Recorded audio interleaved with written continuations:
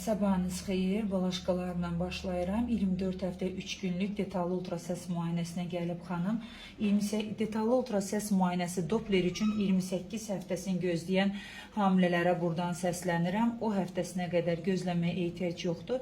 Detallı ultrasəs müayinəmiz 19-20 həftəsindən artıq başlayır.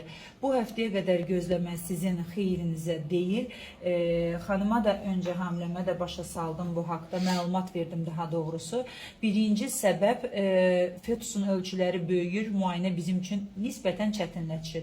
İkinci səbəb Allah qorusun hər hansı bir problem varsa, sonlandırılmağa, terminasiya ehtiyac varsa, o fetusu 28 həftəsinə çatdırmadan ananın psixoloji az travma alması məqsədi ilə o həftəyə qədər gözləməyə ehtiyac yoxdur. Üçüncü səbəb ki, burada qarşılaşırıq. Məsələn, bu fetusumuzun böyrəyində, sol böyrəyində genişlənməsi var. 7.5 mm ölçdük biz bu genişlənməni. Belə hallar olanda